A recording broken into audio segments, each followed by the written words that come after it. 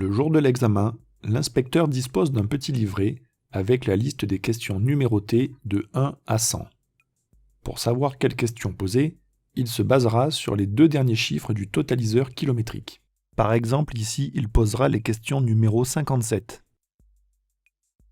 Vous aurez 3 questions. Une question portant sur une vérification intérieure ou extérieure, une question portant sur la sécurité routière et une question sur les premiers secours. Il existe plusieurs questions où l'on vous demandera de vérifier l'état, la propreté et le fonctionnement de certains éléments. C'est le cas par exemple des feux. Dans ce cas, vous faites le tour de tous les éléments demandés et si tout est bon, vous dites qu'ils fonctionnent, c'est-à-dire qu'ils sont allumés, qu'ils sont propres, c'est-à-dire pas sales, et en bon état, c'est-à-dire pas cassés. Dernière précision, lorsque vous voudrez allumer un feu, actionner un essuie-glace ou afficher un voyant, il se peut que celui-ci ne soit pas fonctionnel directement. Auquel cas, vous avez 2 possibilités. Soit vous mettez le contact, soit vous allumez le moteur.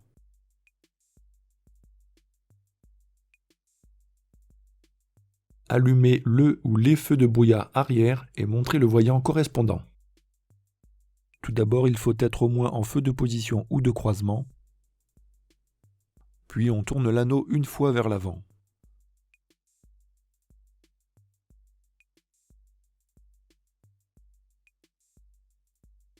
Pouvez-vous les utiliser par forte pluie? Non, car leur forte puissance risquerait d'éblouir les gens derrière nous. Allumez les feux de route et montrez le voyant correspondant. Avant tout, il faut être en feu de croisement en tournant le bout de 2 crans en avant. Puis, pour allumer les feux de route, on tire la manette vers soi.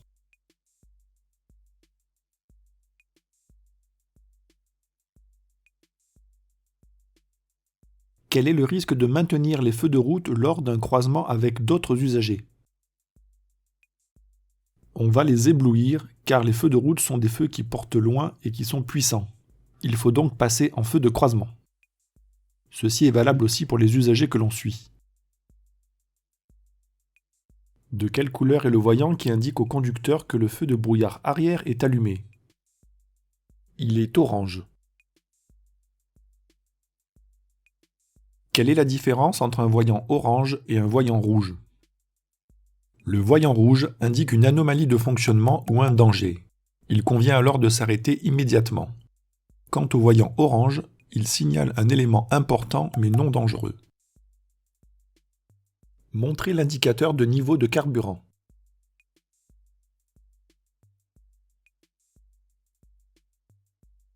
Montrez le voyant d'alerte signalant une pression insuffisante d'huile dans le moteur.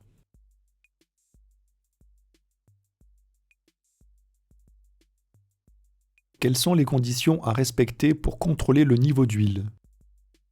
Le véhicule doit être sur un terrain plat et le moteur froid pour ne pas fausser la mesure. Montrez le voyant d'alerte signalant un défaut de batterie.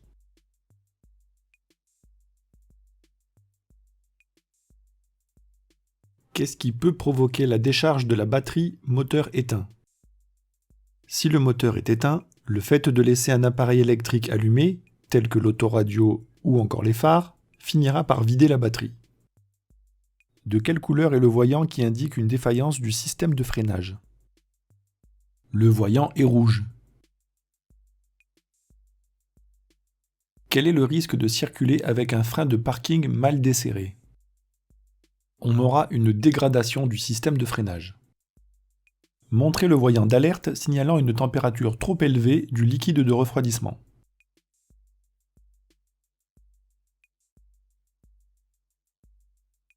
Quelle est la conséquence d'une température trop élevée de ce liquide? On a un risque de surchauffe ou de casse moteur. Montrez le voyant signalant la mauvaise fermeture d'une portière. Pour le faire apparaître, pensez à entrouvrir votre portière.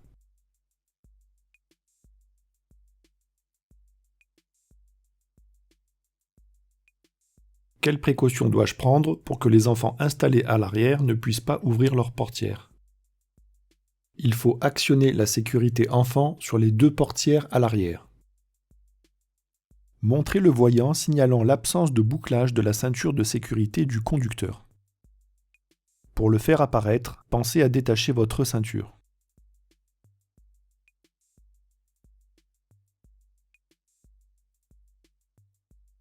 En règle générale, à partir de quel âge un enfant peut-il être installé sur le siège passager avant du véhicule? Il peut y être installé à partir de 10 ans. Montrez sur le tableau de bord le voyant indiquant une baisse de pression d'air d'un pneumatique.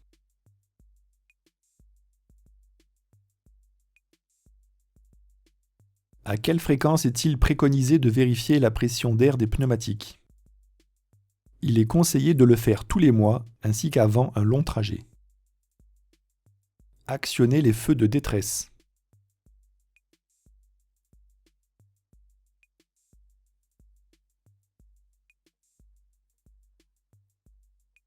Faites fonctionner les essuie-glaces avant du véhicule sur la position la plus rapide. La commande des essuie-glaces se trouve sur la droite du volant. Plus on la monte, plus le balayage sera rapide. Il faut donc la mettre tout en haut.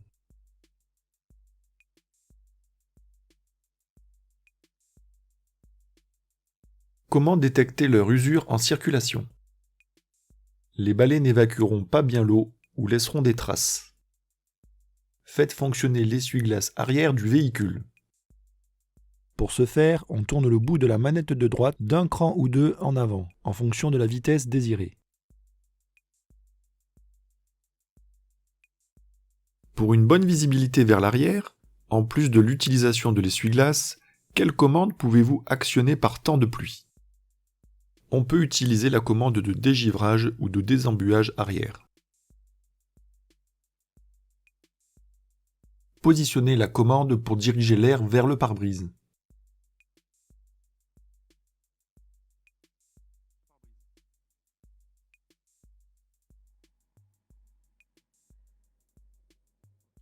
Citez deux éléments complémentaires permettant un désembuage efficace. On peut augmenter la vitesse de ventilation, mettre la commande de température sur air chaud et actionner la climatisation. Actionnez le dégivrage de la lunette arrière et montrez le voyant ou le repère correspondant.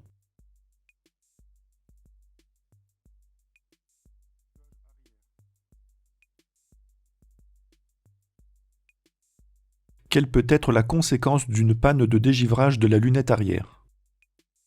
La buée ou le givre ne pourront pas être éliminés, gênant ainsi la visibilité.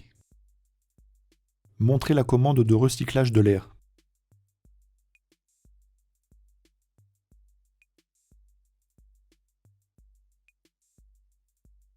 Quel peut être le risque de maintenir le recyclage de l'air de manière prolongée? On a un risque de mauvaise visibilité par l'apparition de buées sur les surfaces vitrées. Montrez la commande de réglage de hauteur des feux. La commande n'est pas présente sur ce véhicule, la fonction étant automatique. Si vous la possédez, elle devrait se situer quelque part sur la gauche du volant. Pourquoi doit-on régler la hauteur des feux? D'une part pour ne pas éblouir les autres usagers s'ils sont réglés trop haut, et d'autre part pour ne pas avoir une mauvaise visibilité vers l'avant s'ils sont réglés trop bas. Mettez le rétroviseur intérieur en position nuit. Pour ce faire, on tire la languette située derrière le rétroviseur vers soi. Quel est l'intérêt de la position nuit? L'intérêt est de ne pas être ébloui par le véhicule qui nous suit. Montrez la commande de réglage du volant.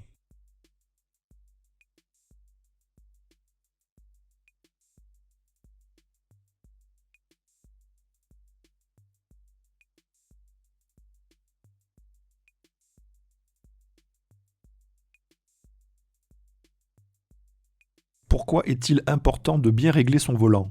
Citez deux exemples. Pour le confort de conduite, l'accessibilité aux commandes, la visibilité du tableau de bord, l'efficacité des airbags. Sans l'actionner, montrez la commande de l'avertisseur sonore.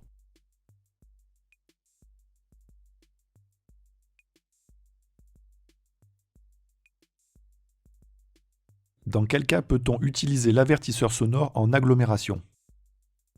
Pour prévenir d'un danger immédiat. Montrez la commande permettant d'actionner le régulateur de vitesse.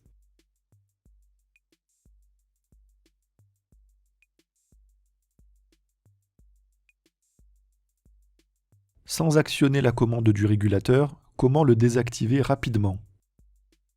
On le désactive en appuyant sur la pédale du frein ou la pédale de l'embrayage. Si le véhicule en est équipé, montrez la commande du limiteur de vitesse.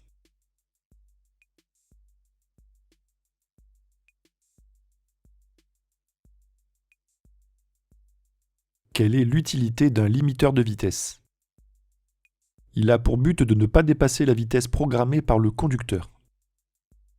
Montrez la commande permettant de désactiver l'airbag du passager avant.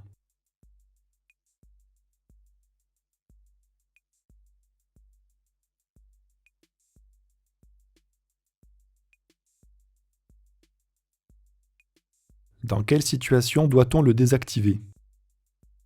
On doit le désactiver lors du transport d'un enfant à l'avant dans un siège auto dos à la route. Montrez comment régler la hauteur de l'appui-tête du siège conducteur. Pour le monter, on le pousse simplement vers le haut. Pour le descendre, il faut le pousser vers le bas tout en appuyant sur le bouton latéral.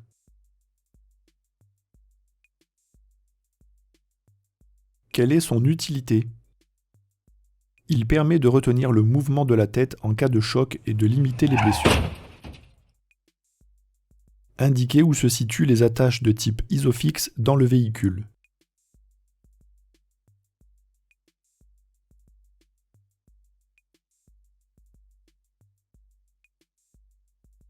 Peut-on fixer tous les sièges enfants sur des attaches de type Isofix? Non, uniquement ceux compatibles avec ce type d'attache. Vérifiez la présence du gilet de haute visibilité. Ce gilet doit être à portée immédiate du conducteur. On le place généralement soit dans la boîte à gants, soit dans les rangements de portière. En cas de panne ou d'accident, quel autre accessoire de sécurité est obligatoire? Il s'agit du triangle de présignalisation. Vérifiez la présence du triangle de présignalisation. En général, on le place dans le coffre. Utilise-t-on le triangle de présignalisation sur autoroute? Non, surtout pas, car il serait beaucoup trop dangereux d'aller le placer. Vérifiez la présence du certificat d'immatriculation du véhicule, appelé aussi carte grise. On la place généralement dans le pare-soleil, dans les rangements de portière ou dans la boîte à gants. Quels sont les deux autres documents obligatoires à présenter en cas de contrôle par les forces de l'ordre? Il s'agit du permis de conduire et de l'attestation d'assurance du véhicule. Vérifiez la présence de l'attestation d'assurance du véhicule et de sa vignette sur le pare-brise. En général, on place l'attestation d'assurance dans le pare-soleil, dans les rangements de portière ou dans la boîte à gants. La vignette, quant à elle, se situe en bas à droite du pare-brise. Quels sont les deux autres documents obligatoires à présenter en cas de contrôle par les forces de l'ordre? Il s'agit du permis de conduire et du certificat d'immatriculation. Vérifiez la présence du constat amiable dans le véhicule.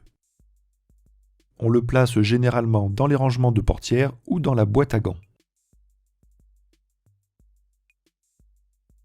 En cas d'accident, dans quel délai doit-il être transmis à l'assureur?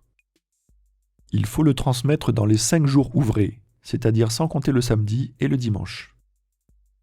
Vérifiez la présence de l'éthylotest. On le place généralement dans la boîte à gants. À partir de quel taux d'alcoolémie en période de permis probatoire est-on en infraction? On est en infraction à partir de 0,2 g par litre dans le sang, c'est-à-dire 0 verre, car dès le premier verre, ce seuil peut être dépassé. Vérifiez l'état, la propreté et le fonctionnement des feux diurnes. Pour rappel, les feux diurnes sont situés à l'avant et sont allumés en permanence dès lors que vous mettez le contact ou le moteur en marche. Quelle est leur utilité? Ils servent à rendre le véhicule plus visible le jour. Contrôlez l'état, la propreté et le fonctionnement des feux de position à l'avant et à l'arrière du véhicule. Avant de sortir, pensez à les actionner en tournant le bout de un cran en avant. Vous noterez qu'à l'avant, il s'agit des feux diurnes légèrement atténués.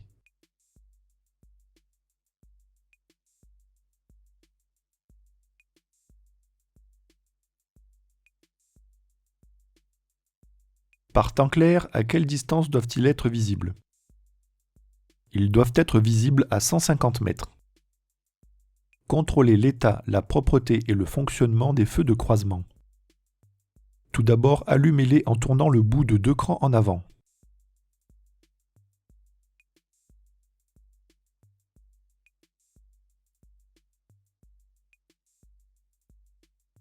Quelles sont les conséquences d'un mauvais réglage de ces feux? On aura une mauvaise vision vers l'avant s'ils sont réglés trop bas, ou le risque d'éblouir les usagers devant nous s'ils sont réglés trop haut. Contrôlez l'état, la propreté et le fonctionnement des feux de route. Tout d'abord, on allume les feux de croisement en tournant le bout de 2 crans en avant, puis on tire la manette vers soi.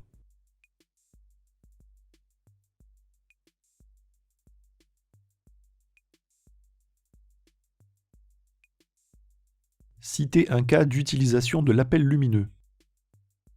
On peut utiliser l'appel lumineux pour avertir de son approche en cas de danger et à la place de l'avertisseur sonore.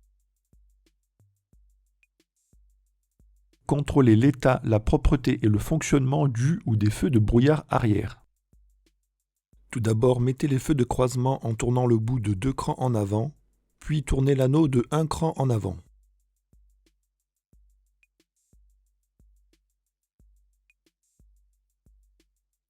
Dans quel cas les utilise-t-on? On les utilise par temps de brouillard et de neige. Contrôlez l'état, la propreté et le fonctionnement de tous les clignotants côté trottoir. Actionnez le clignotant de droite ou de gauche en fonction du côté concerné. À noter qu'il y a 3 clignotants de chaque côté, un à l'avant, un à l'arrière et un sur le côté que l'on appelle répétiteur latéral. Quelle est la signification d'un clignotement plus rapide? Si le clignotement est plus rapide, cela signifie que l'une des ampoules est grillée. Les autres encore en fonction se mettent alors à clignoter plus rapidement. Contrôlez l'état, la propreté et le fonctionnement des feux de détresse à l'avant et à l'arrière. Avant de sortir, pensez à les allumer. Le fonctionnement des feux de détresse consiste en l'allumage simultané de tous les clignotants. Dans quel cas doit-on les utiliser? On doit les utiliser en cas de ralentissement important ou en cas de panne ou d'accident sur la chaussée. Avec l'assistance de l'accompagnateur, contrôlez l'état, la propreté et le fonctionnement du ou des feux de recul. Si vous le faites vous-même, pensez à éteindre le moteur et à enclencher la marche arrière.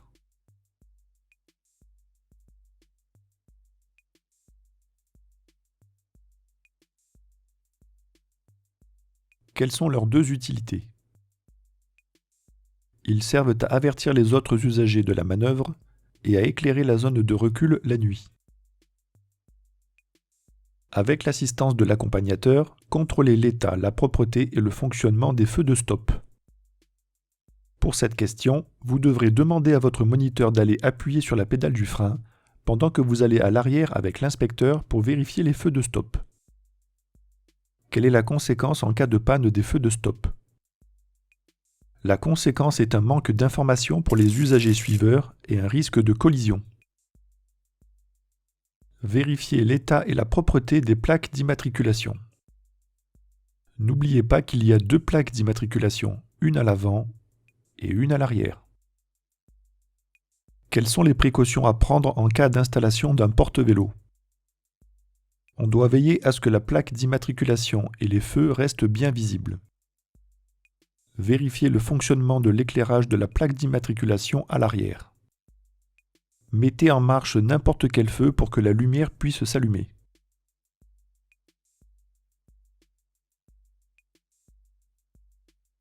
Un défaut d'éclairage de la plaque lors du contrôle technique entraîne-t-il une contre-visite?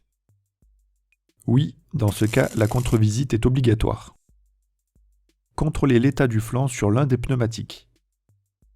Le flanc, c'est le côté du pneu. On ne doit y trouver ni déchirure, ni bosse ou hernie. Citez un endroit où l'on peut trouver les pressions préconisées pour les pneumatiques. Elles sont indiquées soit dans la notice d'utilisation du véhicule, soit sur une plaque sur une portière, soit au niveau de la trappe à carburant. Pour notre véhicule, elle est située dans l'encadrement de la portière. Sur le flanc d'un pneumatique, désignez le repère du témoin d'usure de la bande de roulement. Pour rappel, la bande de roulement est la partie en contact avec la chaussée. C'est elle qui possède les rainures.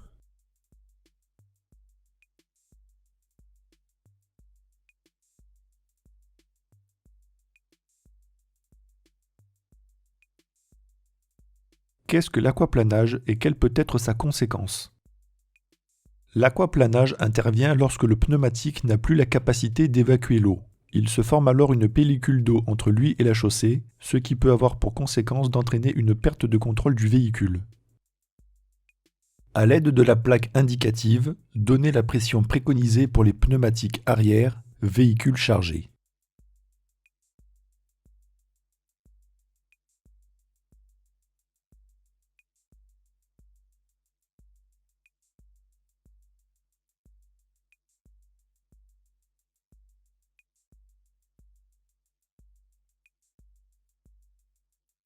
À quelle fréquence est-il préconisé de vérifier la pression des pneus? Il convient de la vérifier chaque mois pour une utilisation normale de son véhicule et avant chaque long trajet. Vérifiez l'état et la propreté des dispositifs réfléchissants. Rappelons que les dispositifs réfléchissants ne sont pas des feux. Ils réfléchissent simplement la lumière lorsqu'un véhicule passe à proximité avec les phares allumés. On ne les trouve qu'à l'arrière du véhicule. Quelle est l'utilité des dispositifs réfléchissants? Ils servent à rendre visible le véhicule la nuit. Contrôlez l'état de tous les balais d'essuie-glace du véhicule. Pour ce faire, on les soulève un à un et on vérifie l'état du caoutchouc pour voir s'il est bien souple ou qu'il n'est pas craquelé ou déchiré. Quel est le risque de circuler avec les balais d'essuie-glace défectueux? On aura une mauvaise visibilité en cas d'intempérie. Montrez où se situent les gicleurs de lave-glace avant.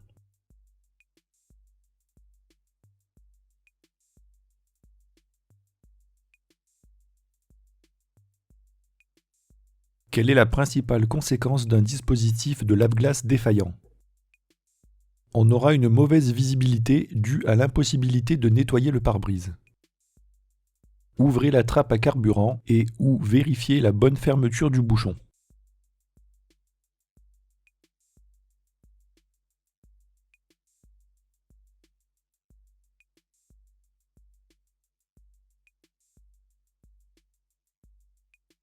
Quelles sont les précautions à prendre lors du remplissage du réservoir?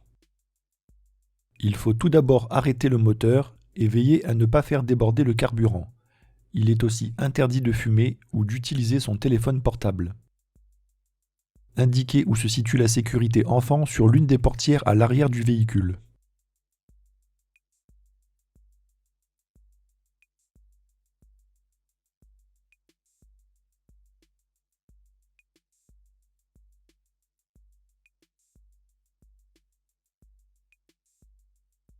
Si la sécurité enfant est enclenchée, est-il possible d'ouvrir la portière arrière depuis l'extérieur? Oui, c'est possible. Procédez à l'ouverture du capot, puis à sa fermeture en vous assurant de son verrouillage.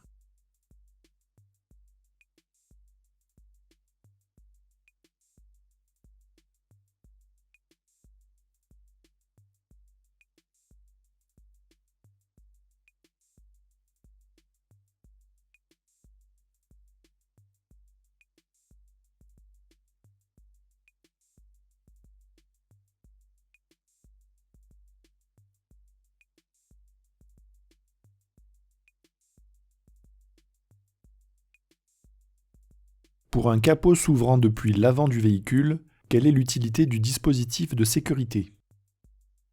Il empêche l'ouverture du capot en circulation en cas de mauvais verrouillage. En roulant, Quel est le risque d'une mauvaise fermeture du capot?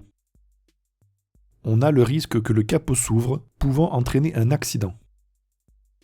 Montrez l'orifice de remplissage du produit lave-glace.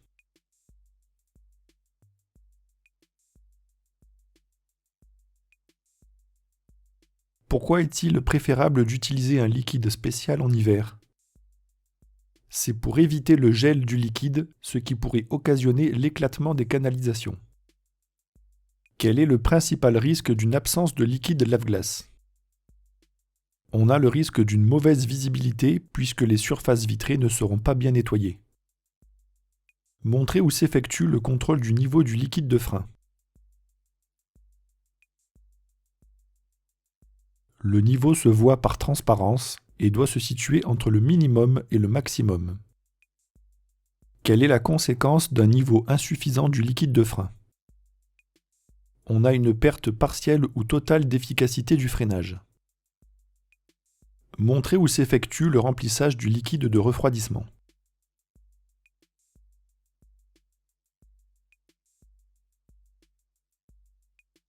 Quel est le danger si l'on complète le niveau du liquide lorsque le moteur est chaud?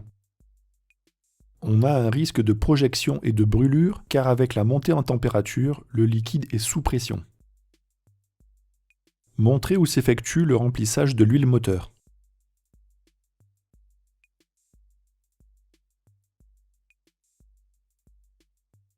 Montrez où doit s'effectuer le contrôle du niveau d'huile moteur. La vérification du niveau se fait au moyen de la jauge.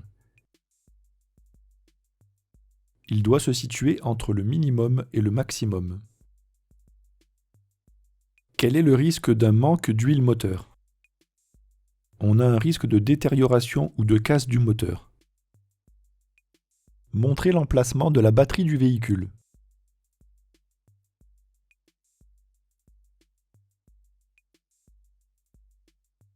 Quelle est la solution en cas de panne de batterie pour démarrer le véhicule sans le déplacer? En fait, on a deux possibilités. Soit on branche une deuxième batterie en parallèle en branchant les plus ensemble et les moins ensemble, soit on la remplace par une batterie neuve. Montrez où s'effectue le changement d'une ampoule à l'avant du véhicule. L'accès aux ampoules se fait par l'arrière du bloc optique.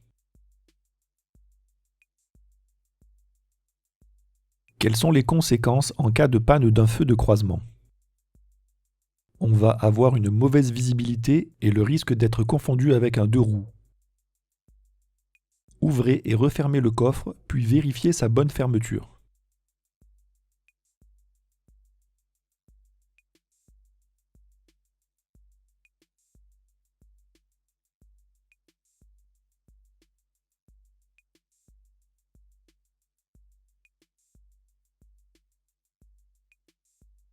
Lorsque vous transportez un poids important dans le coffre, quelles sont les précautions à prendre en ce qui concerne les pneumatiques et l'éclairage avant?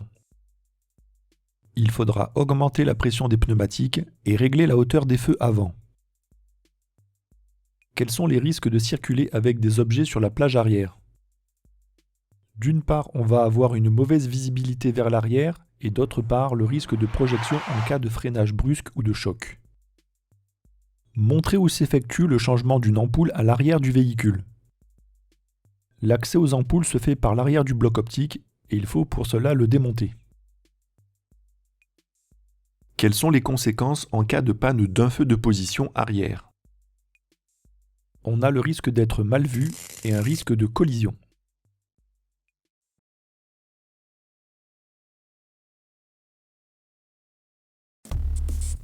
Si la vidéo vous a plu, n'hésitez pas à vous abonner et à laisser un pouce bleu, à consulter d'autres contenus ici et là, et à me soutenir gratuitement sur la page Utip. Et surtout, partagez en masse. À bientôt!